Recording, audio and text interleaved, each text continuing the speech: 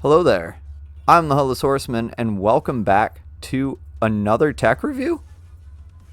I thought this was a one-time only thing, and no, the AliExpress gods have not blessed me with another leverless. However, I was blessed with a trip to EVO 2024, and during my time there, at a lot of setups, they had the Razer Kitsune. Not only did they have the Razer Kitsune, but they announced and unveiled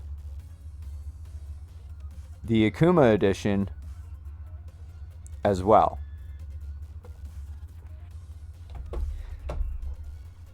This is one of 1,000, has all the same features as a regular Kitsune, such as the tournament lock, the cable lock in the back, the foam bottom, 30mm buttons, a 33mm jump button, and PS5 native. Fantastic. But let's address the elephant in the room right away. The price tag. As you may recall, I was blessed by the AliExpress gods not too long ago with a Sky 240 leverless that was 10 times less than the Kitsune. That's a big price jump right away. However, the Kitsune is absolutely fantastic. But to compare it to something else that other people may have a gauge on,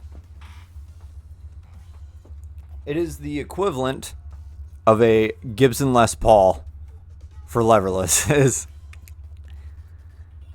Yes, it plays beautifully. It's gorgeous.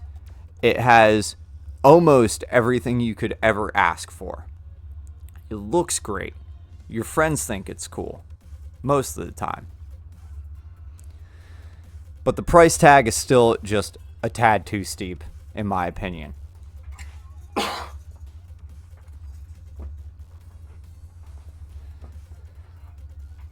There are also some other small nitpicks, and then we'll get into the praises of this controller. Why is there no ring lighting around the buttons? Razer, you love RGB. And a recent leverless that just came out, made by Maestro, also has this feature. And you may be wondering, why do you want this feature? It's negligible. RGB is annoying. Who cares about rainbow vomit? I do, because the Kitsune offers reactive lighting, as you can see. I would like to know when my inputs are in by a simple little flash of light in the bottom of my eye sometimes. And if I get annoyed by it, I can just turn it off. But to have the option would have been nice.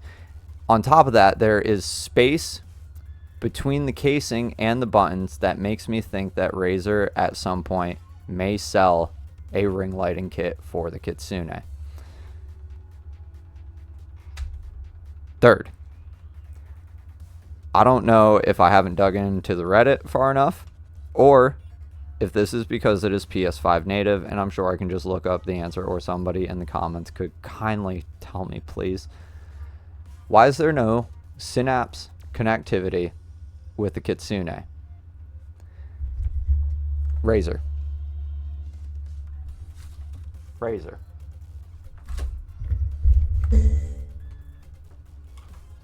Razer, please sponsor me. Anyways, I feel like, once again, very negligible, because it comes down to simply the lighting and a secondary feature on the Kitsune. But the lighting features for something this expensive should have the same capabilities as the rest of your products. Along with that, all the products that I just showed off are extremely fair priced, and they go on sale quite often. Razer, why is the Kitsune over $300 when everything else is affordable? Please sponsor me. Anyways, let's get into the good about this controller. First and foremost, it's quiet. Here, we'll do our favorite part. Here's the microphone right next to the buttons.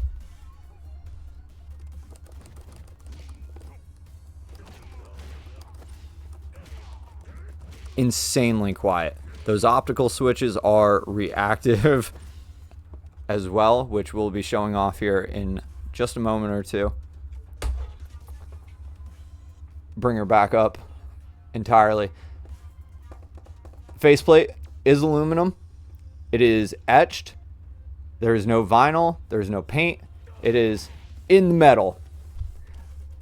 And I know a major problem for the Kitsune is normally fingerprints. As you can see, I am just doing horrible things to this. Still looks gorgeous.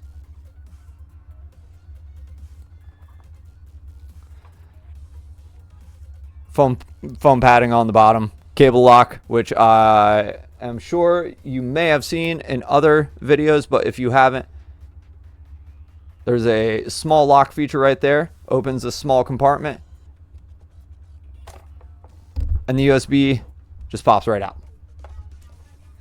What I do like about this is it fits the entire connector piece into the Kitsune and then locks it into place. So, good on Razer for being smart and understanding that cables get ripped out all the time, and with something of this nature and what they're providing, I'm glad they have gone the extra step. Not only that, the cable they have provided is not just a braided, but it's an extra thick braided, along with one cable tie. It's rubber. It's all right. Glad to have it though, right? Now, how does it perform? How good is it in the game? What do I think of it while in use? Well, let's turn the game audio all the way back up here, and we'll bring our buddy Akuma on screen, and I will see if I can land some bread and butters real quick while talking about the ergonomics and how I feel about playing with it. I'll jump to the other side here. So,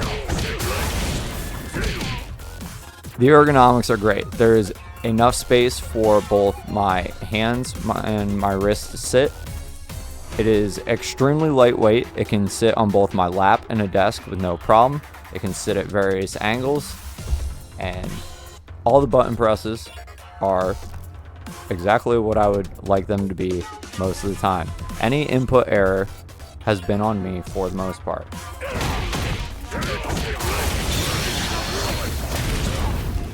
If you are not a fan of the optical switches and you would like to swap to something more traditional, there is a way to just pop the button caps off and swap the switches, and away you go. I personally am going to run the optical switches until they die, as I've trusted Razer products this far, and they tend to go for about 3 to 4 years before they really start showing some signs of wear and tear. I'm hoping the Kitsune does the same.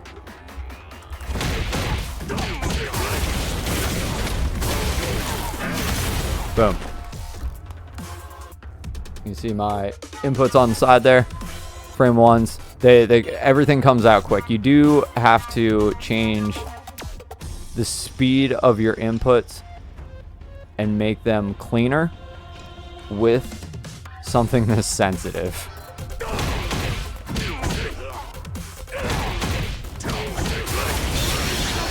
There we go.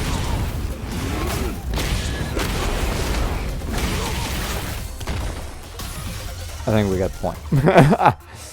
All right, Akuma, thank you. Demonstrating my point. So, final thoughts on the Razer Kitsune. Is it worth it? Should you get it? Do you want a number score? We'll probably get it.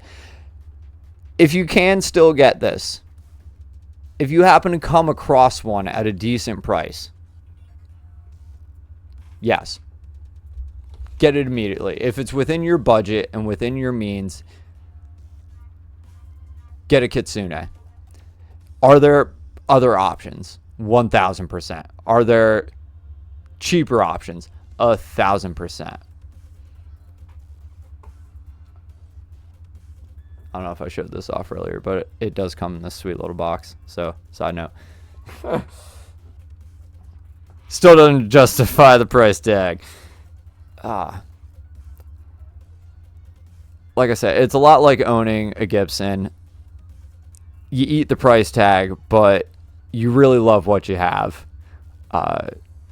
It has become my new daily driver. I plan on using it at tournaments as much as possible. I've been using it for Tekken 7 and Tekken 8 as well. If once again, score-wise, I don't know, like an 8.5 out of 10 because it doesn't have like the ring lighting and the synapse connectivity. But if it has that, it's probably going to be a 9.5, with the only nitpick being the one thing we've talked about before. The Razer Kitsune, the HUDLess Horseman. We're out. Wait, no. So, hey, I blanked on the outro again, but as you venture off in your own Razer Kitsune reviews of life, please be safe. Please be good to each other. Please be better. I'll see you on the other side. Thank you. Take care. Goodbye. Ah, silly. We did it again.